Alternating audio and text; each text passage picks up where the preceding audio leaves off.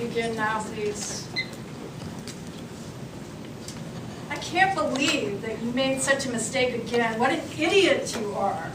How can you do that? Well, it's no wonder that you're nervous about your speech because you did not do well last time. You made so many mistakes. You should just quit. And you know that they won't like you anyway.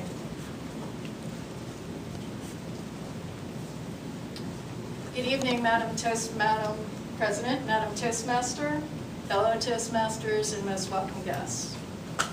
If I had talked to you for real that way, I wonder how you would feel. Most people would feel angry and upset, mad, or sad, and with very good reason. But even though most people would never speak to anyone that way, I wonder if there is someone that you do sometimes speak to that way. Possibly yourself. Do you ever hear yourself saying, when you make a mistake, for example, oh, I always mess up?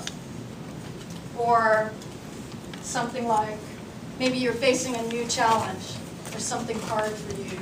Do you automatically say, oh, I could never do that? And just not really even think about that. So what are you saying to yourself and about yourself? Those words have a lot of power. Have you taken ownership of negative thoughts about yourself? What we're really doing when we say things like that to ourselves is programming ourselves to fail.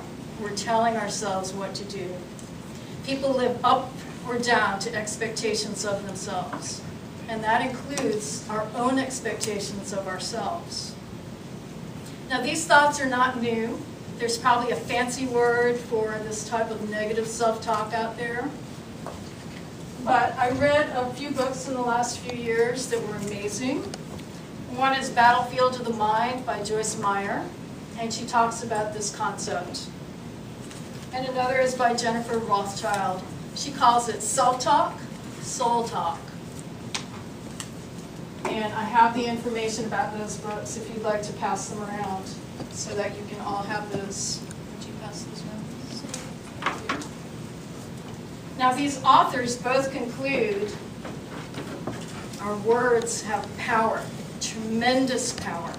In fact, the Bible even says that the power of life and death is in our tongue, in our very words that we speak. Our words have tremendous power. Power to heal or to hurt. Power to build up or to break down. Power to bring life or to bring a kind of death. I think that you will agree that this is not only a biblical concept, but whatever your value system is, I think this applies to everyone.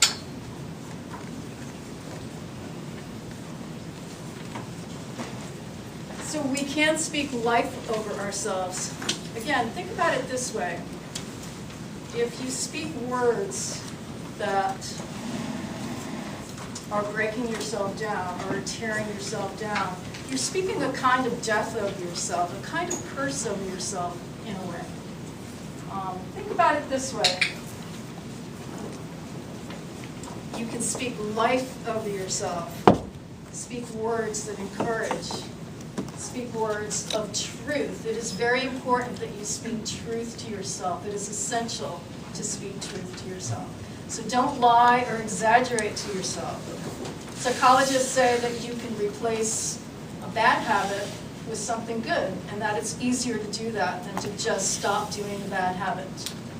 So replace negative words and thoughts about yourself with truth about yourself. So, for example, if I am preparing a speech, I can be fearful about it, and I can start saying, oh, I know I'm going to forget what to say, I just know I'm going to forget. I might even speak that fear out loud. And I'm telling myself to forget when I do that. So again, don't lie or exaggerate, but be truthful. Replace that thought with the truth. Look at the situation honestly. and say what is truth to yourself. So I would also suggest, if you know the God of Abraham, Isaac, and Jacob, then add the truth of your situation to the truth of what he says about you. It might sound something like this. I have prepared very well for this speech. I have practiced. I might feel a little bit nervous, but I know that God tells me he's with me all the time. He tells me not to be afraid. He tells me I can do all things through Christ who strengthens me. So I believe that with his help I can do well. Speak life over yourselves. So remember, your words and your thoughts have power, tremendous power. I challenge you this week. Listen to your self-talk. Listen to what you are saying to yourselves. Take an honest look at that. Be honest whether you're speaking life or you're speaking death to yourself.